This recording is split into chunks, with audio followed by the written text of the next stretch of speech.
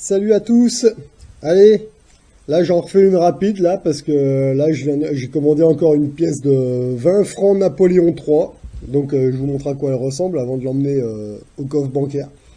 Donc ça c'est la 20 francs Napoléon III. Alors je sais pas si on va bien voir à la caméra. Regardez, je vous montre. Voilà. Donc comme vous pouvez le voir, c'est pas marqué République France, hein. C'est marqué Empire français. Donc déjà vous voyez, alors, je sais pas si on voit bien la date.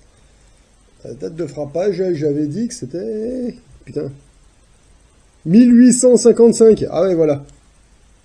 Bon, alors je sais pas si on va bien voir la caméra, hein. La date, elle est gravée en dessous, la date de gravage. 1855. Donc en 1855, eh ben, c'était pas marqué République France, c'était encore marqué Empire français, quoi. D'accord. Voilà. Ah, elle est jolie, hein. Bah, c'est la 20 francs Napoléon III.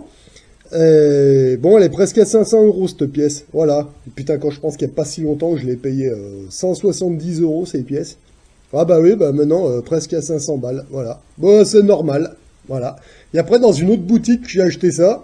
Donc ça, c'était une boutique à Lyon. C'est un lingotin, 20 grammes. Voilà. Bon, voilà à quoi ça ressemble, hein. C'est plombé. C'est voilà. Voilà à quoi ça ressemble. Bon, les lingotins, ils sont un peu plus brillants parce qu'ils sont un peu plus lisses. Voilà. Alors que les pièces, bon, bah, c'est des pièces, elles sont frappées, elles sont un peu moins brillantes, mais...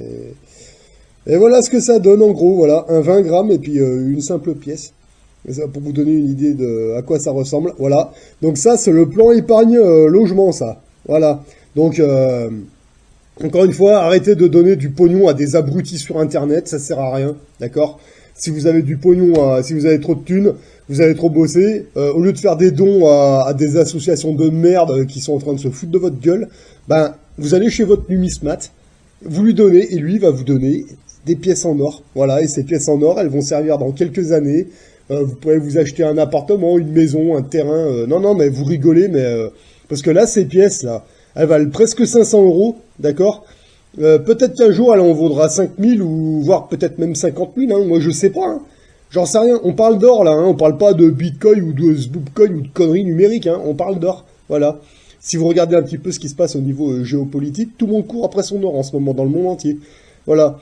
Là, j'ai vu il y a pas longtemps, là, il y a Trump là qui était en France. S'ils rentrent aux États-Unis en leur disant tiens, regardez ce que papa ramène de France, des gros lingots en or. Bon, s'il est reparti avec de l'or des Français, à mon avis, récupérez tout ce que vous pouvez, hein, parce que à mon avis, ça va monter encore. Voilà. Donc c'était juste pour vous montrer à quoi ça ressemble, vous faire une petite idée. Arrêtez de donner du pognon à n'importe qui sur Internet. Allez chez votre numismate, changez ça en pièces d'or et attendez que ça passe et vous allez voir, vous allez en être que ravis dans pas très longtemps. Voilà. Allez, sur ce, moi je vous souhaite de bons investissements à tous.